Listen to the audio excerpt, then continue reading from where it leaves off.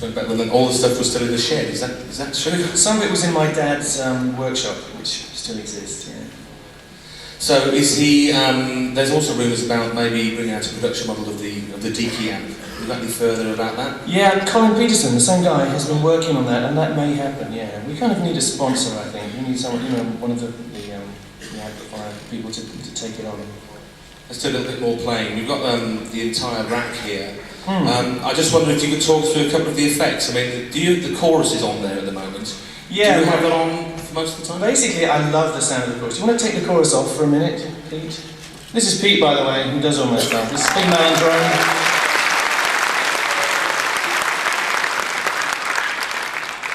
Without whom, So this is, this is just a basic, just one amp setup. It'll sound like this.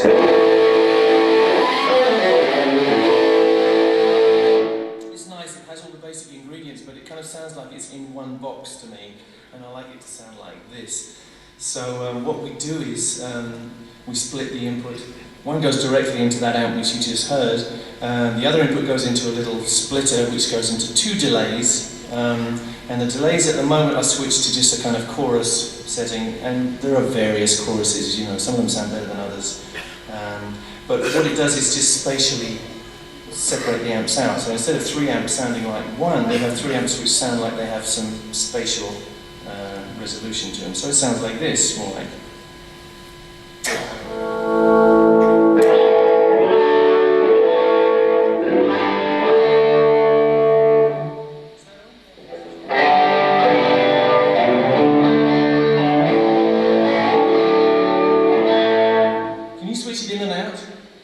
Can you switch the chorus in and out when I'm playing? Okay, go for that.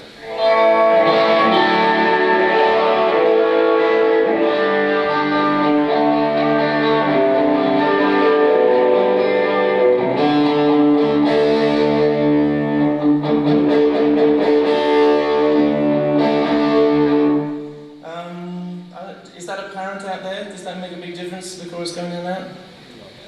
Maybe not. Yeah, well.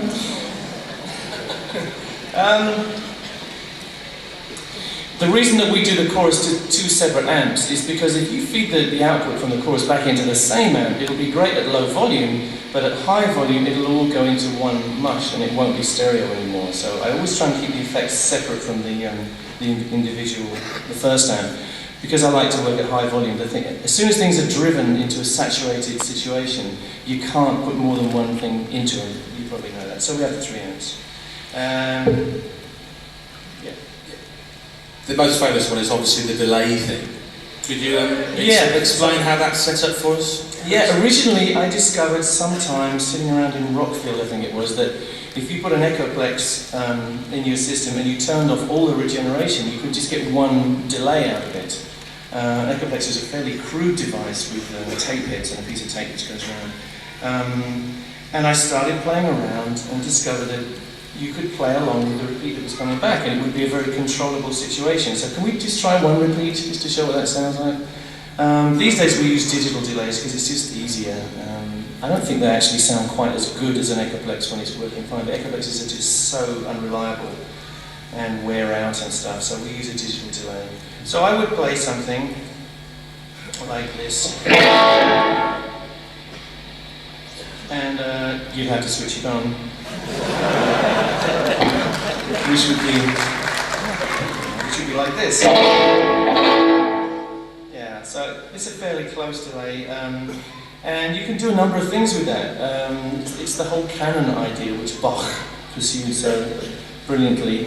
You can play along with something in various ways. You can play just a single note along, and you can play harmony with yourself.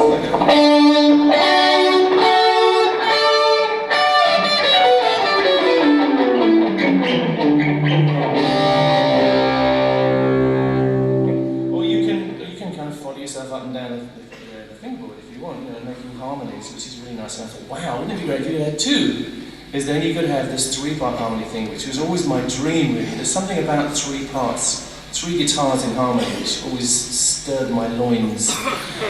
And I just always wanted to be able to do it. And in the studio you can do it. I got my first chance to be in there doing the first album. There's a couple of 3-part harmonies on there. But to do it live was a real, you know, this could be great. So with the 2 delays, equally spaced, which is easiest, it sounds like this. Can we have the 2 delays? Then you can just build up as you like, and you've always got effectively 3 guitars playing. So.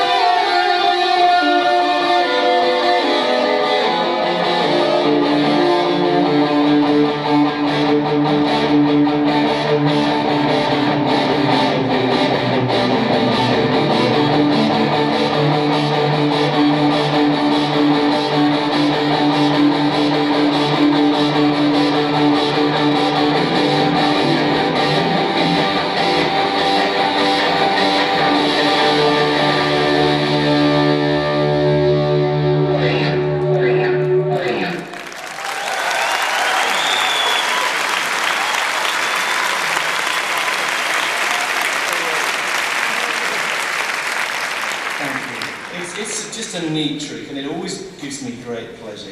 It's always fun because you never know quite what's going to happen. You know, I made a mistake there. You know I made a mistake, didn't you?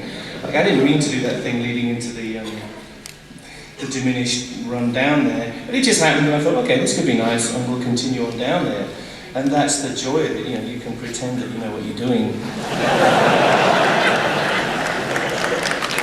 There's also worked well on the clean sounds as well, yeah? Yes, it works on anything. You can do it. I mean, there was a few things involved in there. You can hear that you can do strange things with the timing, which work, and the timing things will work across the stereo, which is nice.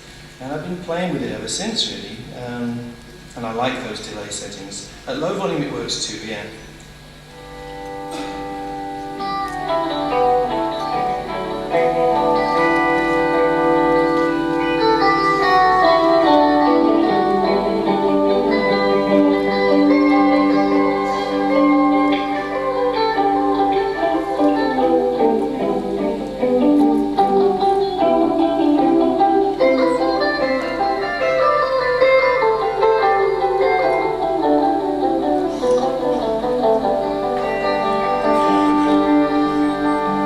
I recommend it for doing those long winter evenings. It's great fun.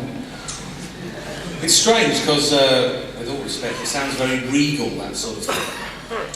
And then that must be a coincidence, but it must have added something to the whole Queen thing. Yeah, I think Queen were into bigness and sort of this kind of magnificence that you can get with the kind of instruments that we have, quite unashamedly, and yeah, we enjoy this feeling of being able to create a big emotion, I suppose, and it's a very uncool thing for a lot of people. You know, we still have all this stuff in the press of people that hate us and vilify us for kind of wanting to be big or to create something big, but it's just what we enjoy, and I'm still the same. I still like doing that. And big doesn't mean like being big all the time. It means having a big breadth. It means having a big canvas on which to paint.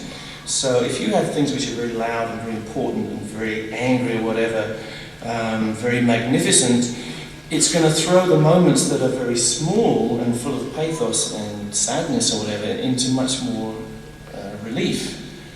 So it gives you a very gives you an ability to paint, as I say, on a broad canvas and portray, in a way, I think, all the sort of depths of emotion that you want to do. And I like emotional music. I always did. You know, the most emotional piece of music I've heard, I think, for many years was Tracks of My Tears by the Miracles, and that doesn't have any of the ingredients that we have. But to me, it has a great magnificence.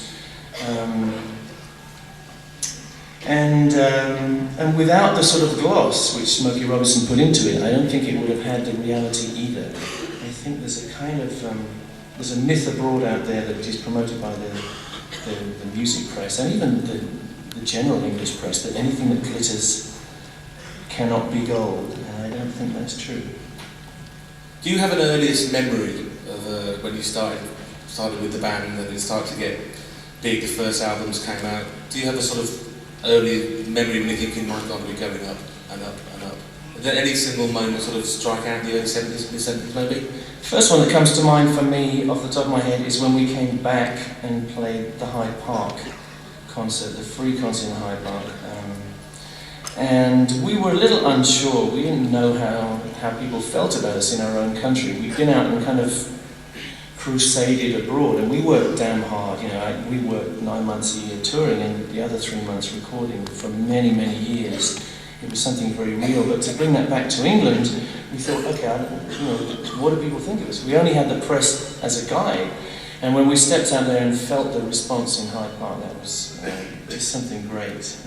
A real sort of coming home and feeling that people actually were proud of us and actually did enjoy us. So, and generally that's been true. Anytime we've come back to England thinking, oh God, I bet everyone hates us back home now. It's not been the case. This has been great.